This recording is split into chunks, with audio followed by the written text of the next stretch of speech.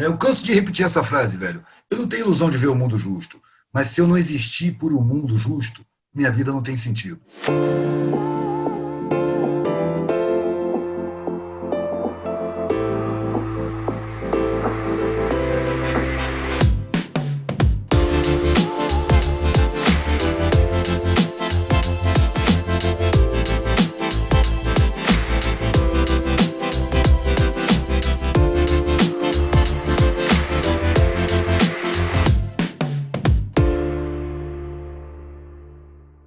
Eduardo Marinho revela detalhes da sua vida, como ele tem passado por esse momento de pandemia, como é que tem sido viver de arte no Brasil atual, fala de política, fala de democracia e deixa frases marcantes. Isso é que nós vamos ver nessa conversa direta e aberta. Podemos fazer um bate-bola assim, eu te dou e você me... A primeira coisa que te surgir, você me diz sobre essa palavra que eu vou te falar, pode ser? Pode ser. Vamos ver se dá certo. Vamos ver. Tem uma meia dúzia só aqui. Dinheiro. Ilusão. Fama. Mais ilusão. Dinheiro, padrão de troca.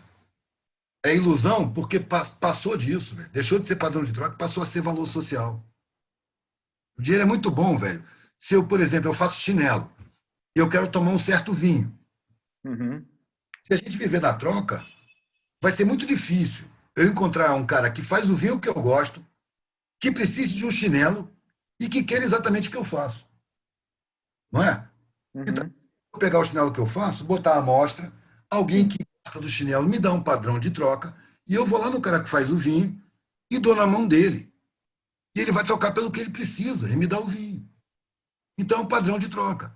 O dinheiro é uma facilidade, velho. O problema não é o dinheiro, o problema é a ambição. É Claro. o egoísmo. O problema é quando você querer uma caixa de vinhos, o vinho francês, ou 3 ou 4, 5, 6 chinelos diferentes, aí já começa o problema. Aí já é o excesso, né, mano? A questão do vinho francês eu até dispenso, velho. Porque eu não tenho essa sensibilidade de paladar, não. Dá para alguém ter uma sensibilidade maior do que a minha. Eu tomo um galinhoto e tá de bom tamanho. Boa. Hoje você consegue viver da sua arte Já tem um tempinho. puramente disso? Sim. Ou depois que, como você disse, você se tornou conhecido, não é? Depois daquele... Não, começou a vender mais. Ah, sim. É isso que eu queria... Agora, por exemplo, se não fosse a internet, eu estava expondo na rua. Eu tenho um camarada que mora comigo, que é Pepe, que eu conheço há 35 anos. Foi em Saquarema, teve filho assim próximo dos meus, os filhos eram amigos. Ele mora aqui em casa comigo. Ele tem que ir para a rua, mano. Ele não é conhecido pela internet. Mas como que você está fazendo agora? Como é que está o teu trabalho agora com esse momento de pandemia? Eu faço rifa, anuncio nas páginas do Facebook. Eu tenho um blog com os preços, as pessoas me mandam por e-mail, eu mando pelo correio.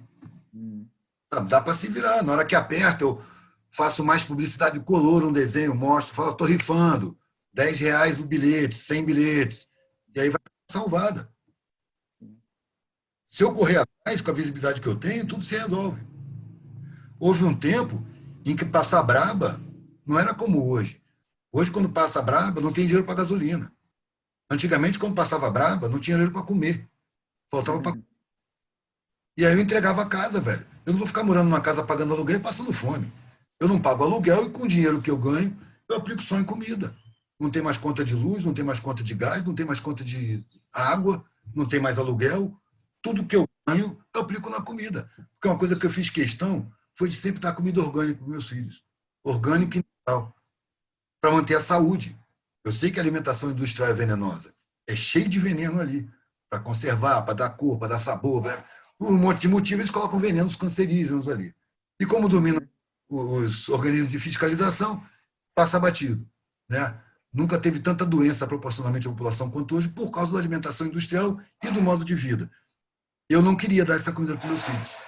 Então eu ia para a rua, dormia no papelão, mas meus filhos comiam pão integral, queijo de soja, arroz integral, aveia orgânica, frutas, verduras, tudo orgânico, velho.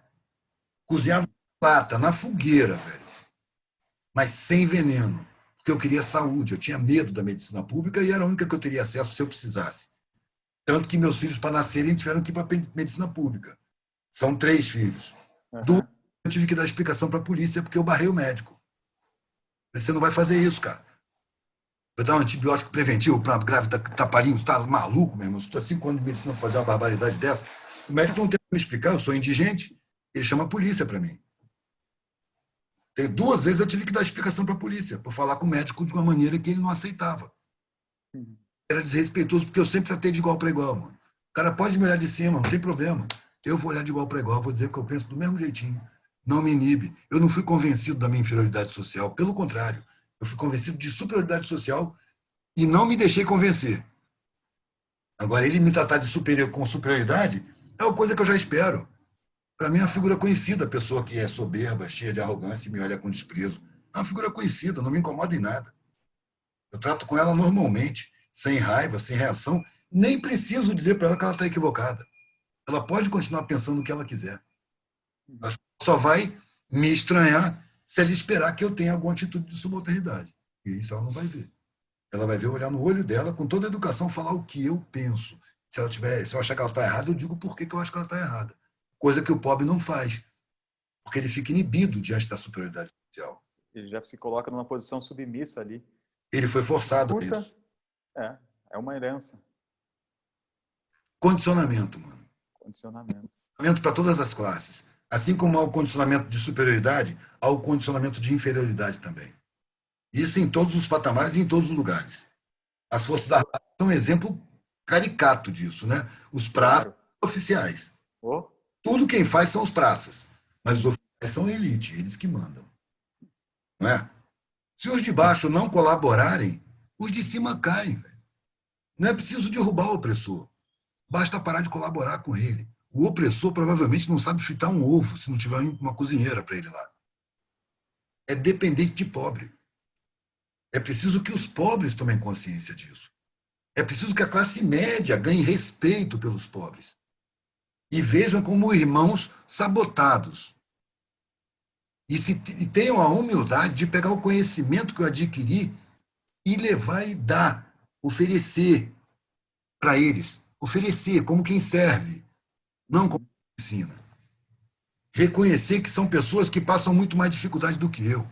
Têm muito mais capacidade de superação, não por uma superioridade espiritual, mas por um cotidiano de vida, pela necessidade de sobrevivência. O cara tem uma vida com muita dificuldade, ou ele aprende a superar a dificuldade ou ele sucumbe. Já a classe média tem facilidade para viver. Então não vai encarar as dificuldades que o pobre encara.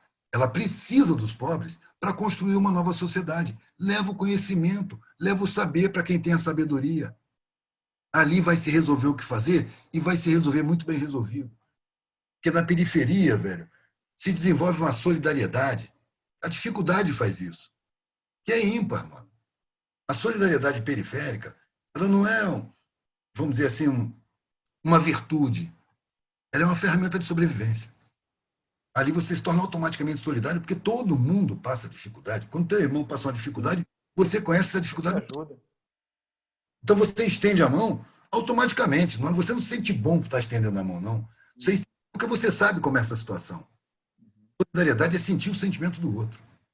Eu não uso a palavra empatia, não. Os acadêmicos inventaram essa palavra horrorosa. Me lembra hepatite, doença do fígado. Solidariedade. Sou tão bonito. Por que empatia? Tem que ter empatia. Deus me livre. O que é felicidade? Alguma coisa fora do meu alcance de entendimento, velho. É como liberdade. Como é que eu vou ser feliz, mano, sabendo que tem tanta gente sofrendo? Nem me interessa ser feliz. Isso não é felicidade, isso é egoísmo. Eu troco a felicidade pela satisfação em estar vivo. E a única forma que eu arrumei de ter satisfação em estar vivo é criticando essa sociedade onde eu vivo. É denunciando as mentiras sociais. É colocando no meu trabalho o que eu estou vendo, o que eu estou pensando e o que eu estou sentindo. Aí eu tenho satisfação em estar vivo. Isso não quer dizer que eu almeje ser feliz. Se é uma felicidade efêmera, não é a felicidade plena, aí pode ser alegria, satisfação, bom humor. Agora, felicidade plena, só no mundo justo, velho.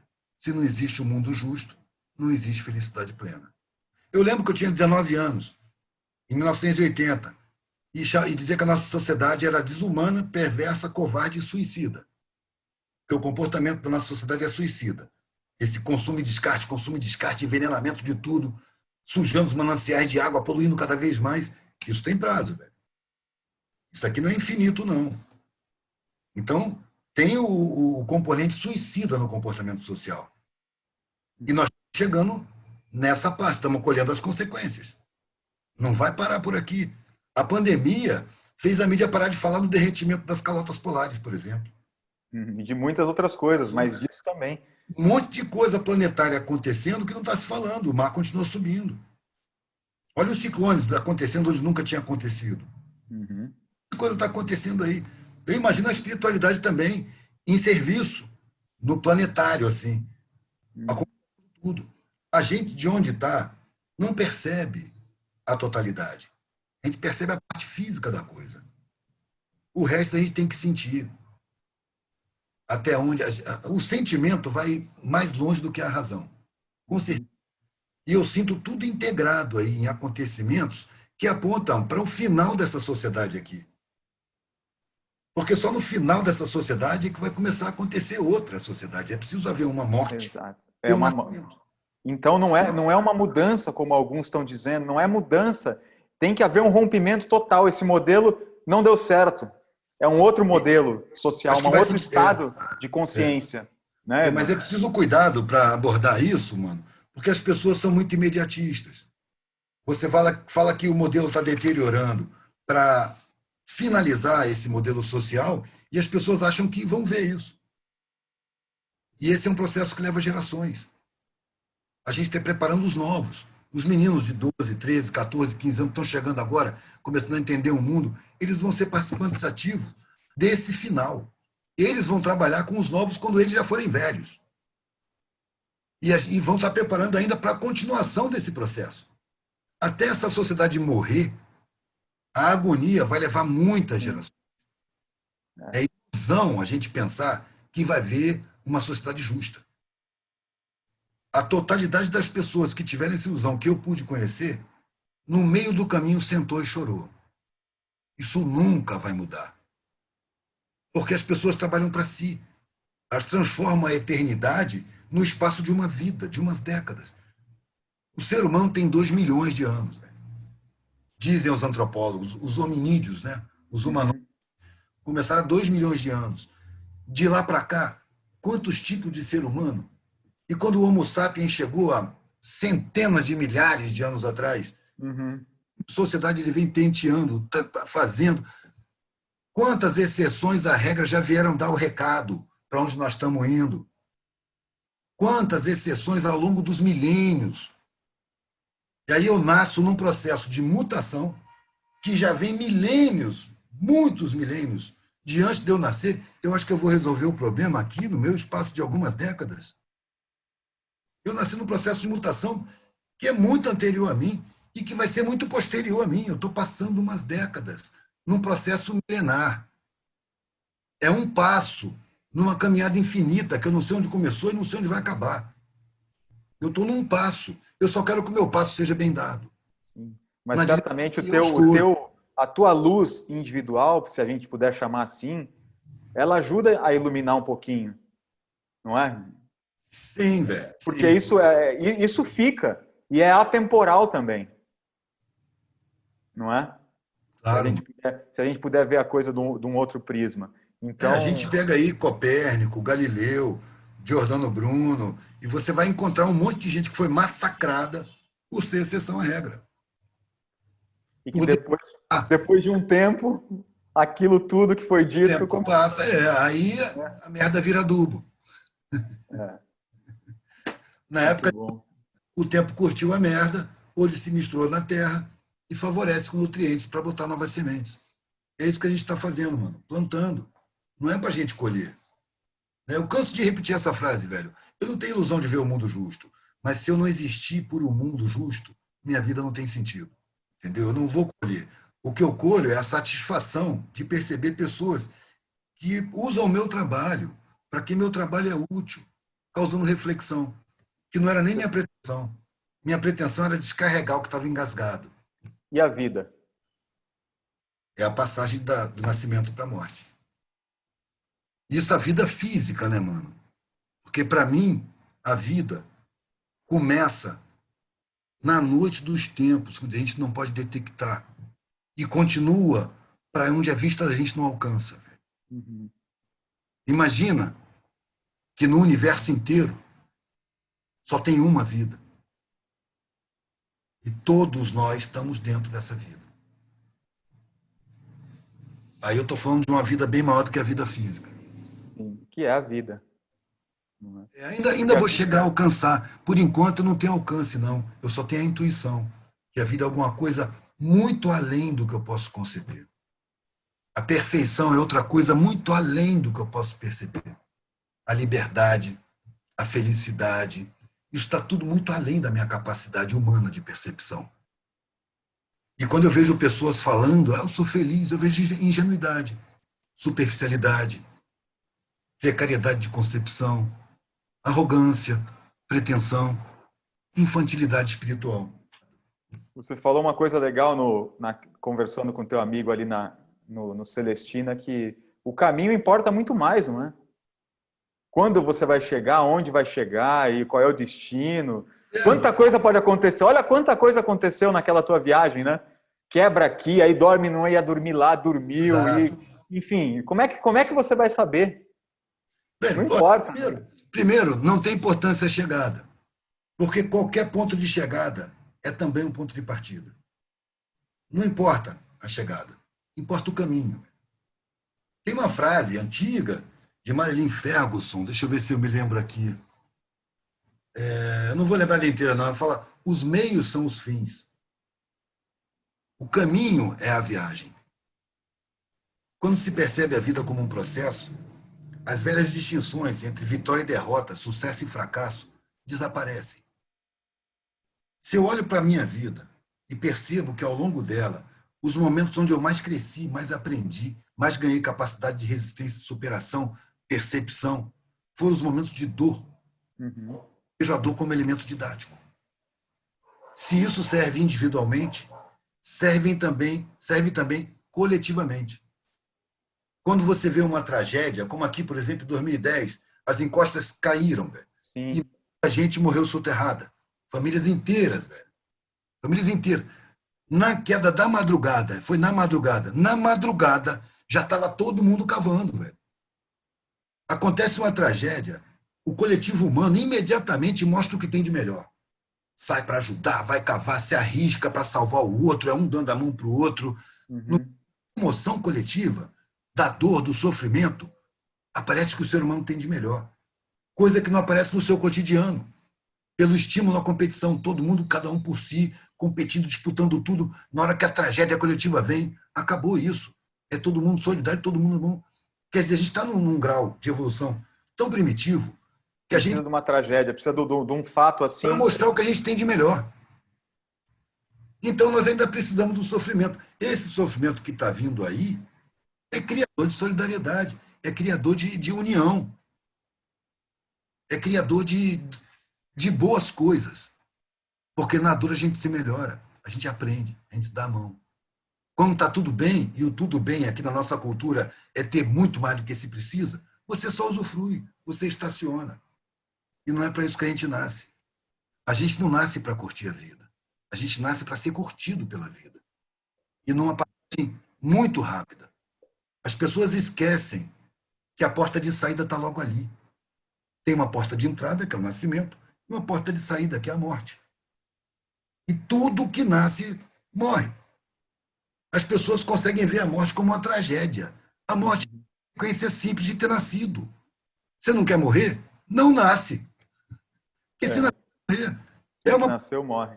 E se a gente não... A morte não é antítese da vida, e sim do nascimento. Exato. A vida não morre, não é?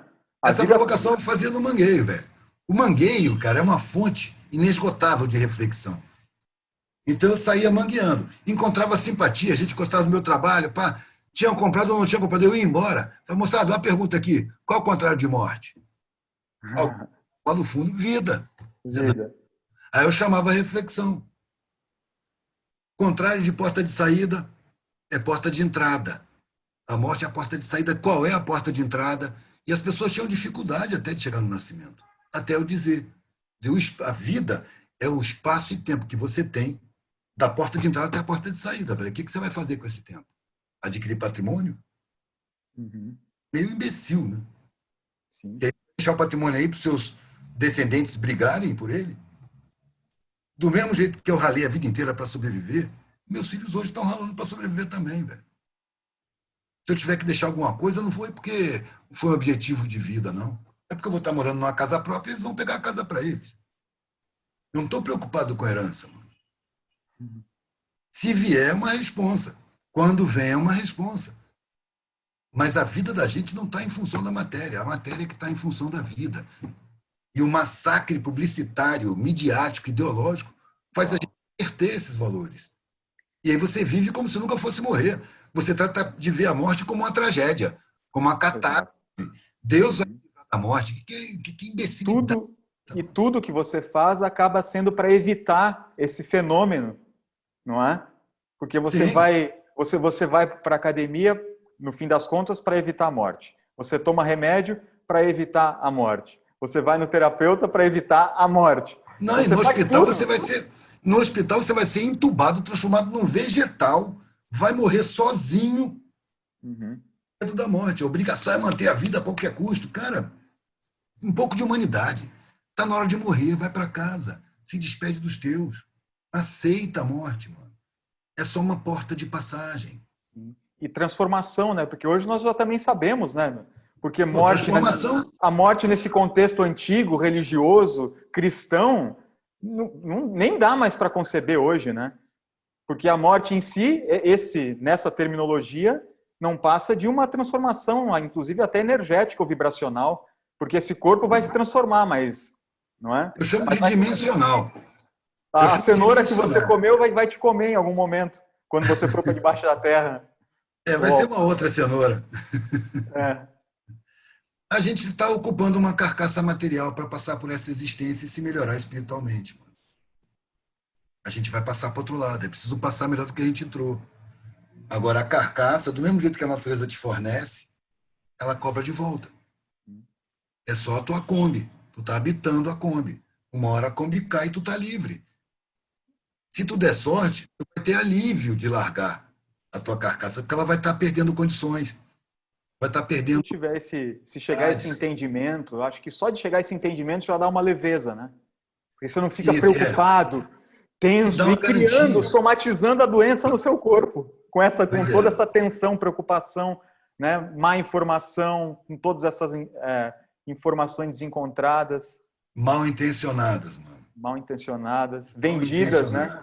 Resultado estrategicamente controladas para criar estado de espírito favorável a você se enquadrar. Medo, ambição, o outro é melhor do que você é melhor do que o outro.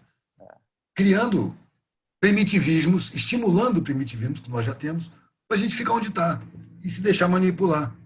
Valores falsos, que dá aquela sensação de vazio no fim da vida, que eu tanto vi velhinhos me falando. A sensação de ter vivido em vão. O primeiro de todos, que me falou sem eu perguntar nada, ele deixou bem claro a sensação que eu tenho é que mentiram para mim no começo da vida. Eu passei a vida inteira correndo atrás dessa mentira. E só agora que eu estou velho, deu conta no final, cheio de doença, sem poder fazer mais nada, eu percebi, a porta está aqui na minha frente, a morte está aqui na minha frente. Nesse momento que eu nunca tinha pensado na morte, na hora que eu vi, eu olhei para trás e olhei para a minha vida. E ela tinha perdido o sentido. Todos os valores que eu vivia não valiam mais nada. Tudo que eu queria nessa altura da minha vida era afeto. E eu nunca pensei que afeto fosse tão importante. Ao contrário, eu me livrava dos afetos porque eu achava que os afetos me fragilizavam. Olha a angústia do cara. Foi esse cara, esse papo, que me fez ir para a universidade. Ligamento. Não quero mais ser universitário, não quero mais ser doutor.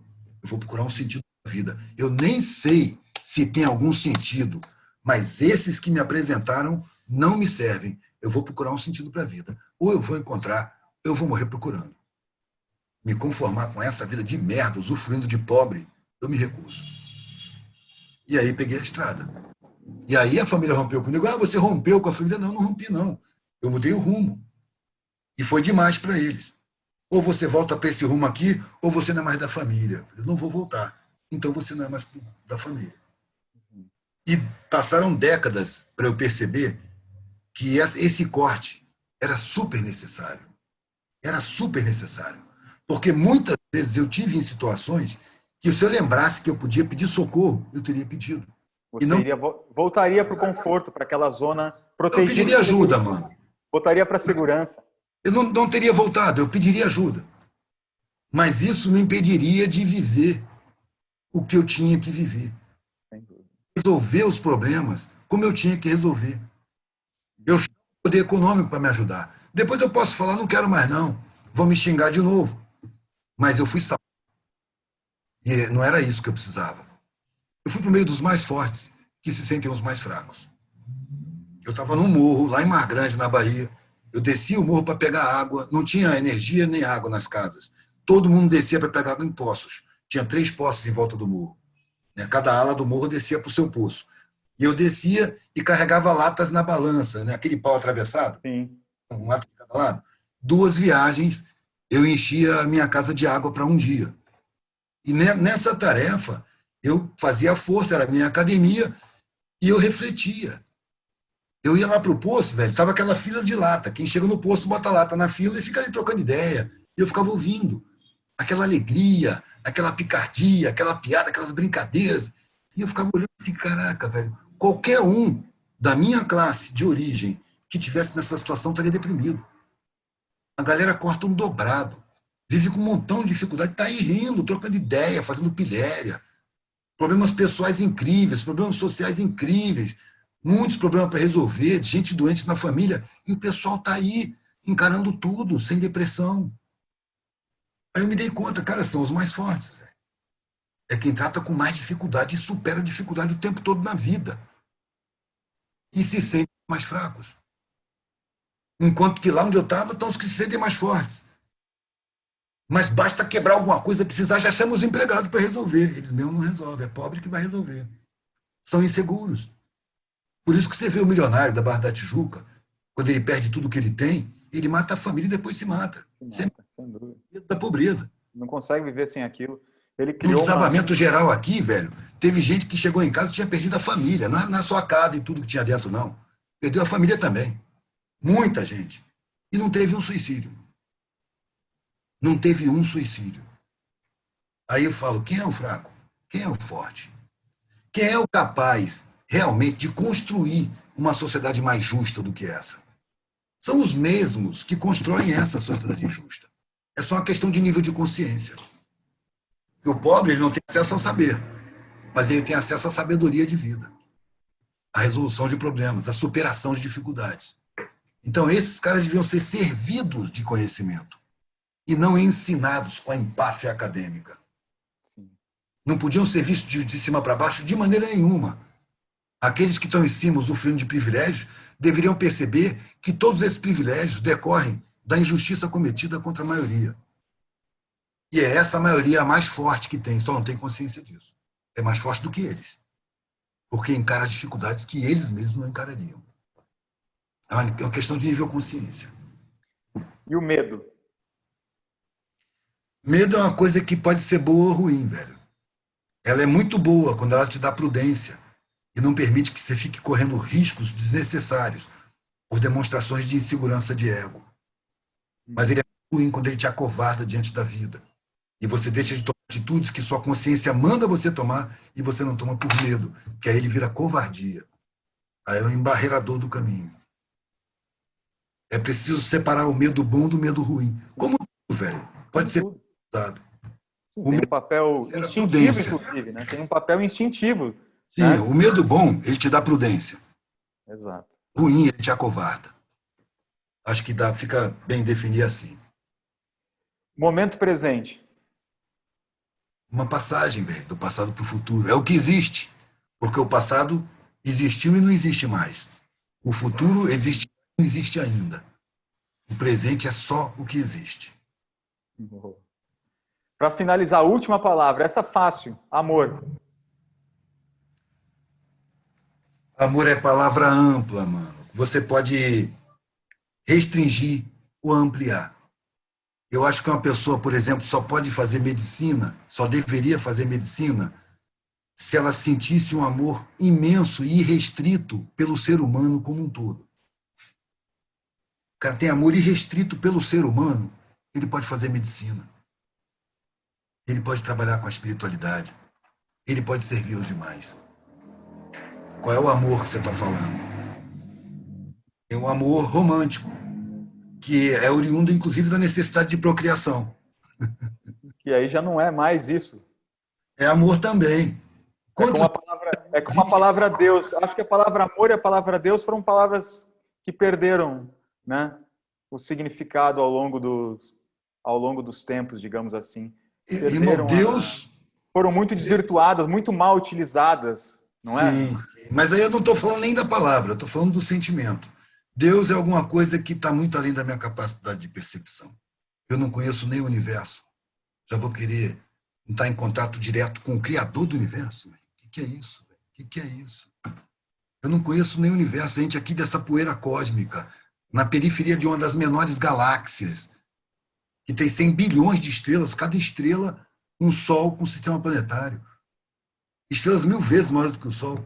Milhares de planetas, centenas de planetas, dezenas de planetas. A gente aqui num sisteminha em volta do estrela anã. O nosso Sol é uma estrela anã.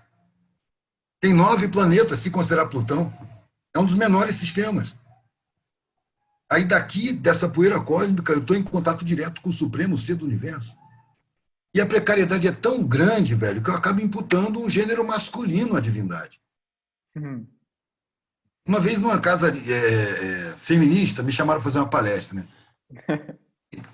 Eu estava lá fazendo a palestra. Quando eu ia encerrando a palestra, as meninas da casa deram um sinal. Não, peraí, tem uma pergunta para você. Eu senti que era preparada antes de eu chegar.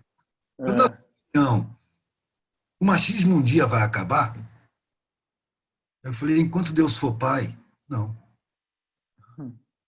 Se o ser humano já tem a ousadia, a pretensão, a arrogância de achar que está em contato direto com o Ser Supremo e ainda imputa a ele o gênero masculino, isso aí é a perpetuação do machismo. Enquanto Deus for pai, o mundo vai ser machista, é óbvio. O masculino está em primeiro plano, o feminino está em segundo plano. E a gente levantar o feminino e reduzir a prepotência do masculino não é uma questão de ser humano, não é questão de buscar harmonia. O feminino não é a mulher, não. O homem e a mulher têm o feminino e o masculino dentro de si. É preciso equilibrar isso dentro da gente. Tive a oportunidade de ficar sozinho com 3 crianças. Né? Quando eu me separei, finalmente, da mãe dos meus filhos, os 3 escolheram ficar comigo. Foi escolha deles. O menor tinha 4 anos de idade, a mais velha tinha 10. Depois de um certo tempo que eu vivia com eles, eu comecei a perceber que eles tinham uma carência de maternidade muito grande. Porque eles projetavam. Tem algumas mulheres que têm uma maternidade mais exacerbada. As detectavam essas mulheres. No meio do grupo, descobriam aquelas mais maternas e ficavam com ela, assediando, contando de história, levando para a cachoeira, morava em Visconde de Mauá. Aí eu percebi essa carência de feminino e passei a observar em mim o exercício, como era masculino. E eu fui mudando de atitude, tornando minhas atitudes mais femininas. Então, por exemplo, eu fazia artesanato para sobreviver. Então, eu trabalhava demais. Artesanato dá muito trabalho quando você está sustentando uma família. Então, eu trabalhava o tempo todo. Aí 2 crianças brigavam ali. A tendência masculina qual era? Para com isso. Você para cá. Você para lá. Fica os 2 separados, que eu preciso trabalhar. Qual a atitude feminina? Larga o que está fazendo. Larga tudo. Peraí, o que está acontecendo? Escuta. Não, porque ele fez assim, ela fez assim. Não, peraí, vamos compor. Aí faz a proposta, compõe. Daqui a pouco você levanta, as crianças estão brincando ali. Continua a brincadeira e você volta para o seu trabalho. Essa é a atitude feminina. Eu fui descobrindo o feminino em mim na tentativa de suprir a carência de mãe dos meus filhos. E eu percebi que eu estava descobrindo uma parte preciosa que eu nunca tinha percebido. Aí eu passei a sentir mais as pessoas, passei a não reagir mais como ofendido, desci do meu ego inflado, ganhei humildade, que é um elemento. A humildade também não é uma virtude. A humildade é um elemento de aprendizado. Agora, a pessoa, quando é orgulhosa, ela confunde as coisas. Ela acha que humildade é a mesma coisa que humilhação. Não, a humildade é o antídoto da humilhação. Você, com humildade, você percebe uma pessoa te insultando, tentando te humilhar, mas você não se sente humilhado. Você é só uma pessoa tentando te humilhar. Quem é humilde nem sabe que é. Pois é, mano. Não é? Quem é simples, você nem sabe que é, não é? Simplesmente é. É natural aquilo. É você saber que você é pequeno, mano. Que você tem falhas. A humildade permite que você reconheça suas falhas, trabalhe nelas e resolva elas. O orgulho não. O orgulho Não. tem falhas. Você já sabe. É isso aí. É você permanecer com as falhas, mano. É você não reconhecer elas. E elas vão te resultar problemas ao longo da vida. Claro. Repetidas vezes, os mesmos problemas. Fiquei vendo uma entrevista tua no TED, eu falei, nossa, nem sei como é que convidaram o Eduardo para ir no TED, porque o TED tem uma... Já me convidaram para 4, mano. Eu fui em 3. Aí no 4 eu falei que eu não queria ir. Os caras se ofendem, mano. Quem é para recusar um TED, um evento mundial? Não acredito nessa visibilidade. Quem é você para recusar um TED? Pois é. Eu já ouvi isso tantas vezes, mano. Eu estou acostumado. Uma frase que eu ouvi muito, porque eu me apresentava como um pária social. Um cara que estava em artesanato é o inferior social de todo o ambiente, né? Mas eu tinha reflexão. E aí pessoas que viam as frases escritas ali, não sei se passava pela cabeça delas que eu não fazia as frases, mas que sem respeito nenhum vinham debochar. E eu, com muita consistência, rebatia. E acabava que pessoas que queriam me ridicularizar acabavam caindo no ridículo. E aí, para elas, isso ficava inaceitável, que um inferior social não pode fazer uma coisa dessa. E quando a pessoa não tem mais argumento, ela parte para o insulto. Isso é muito comum. Sim. Não sabe o que dizer. Você, para mim, é um merda. Essa frase eu escutei um sem número de vezes na minha vida. Você, para mim, é um merda. Sempre que eu argumentava alguma coisa que a pessoa sem argumento, vinha uma coisa assim. E aí eu criei uma resposta. Realmente, eu sou um merda. Merda orgânica. Ótimo adubo. E sigo adiante, velho. Boa. Concordo. Valeu. Muito obrigado, Valeu, cara. irmão. De novo, viu? Prazerzão te conhecer, tá? Obrigado, Gabi. Grande abraço. Valeu. Um abração. Tchau, tchau.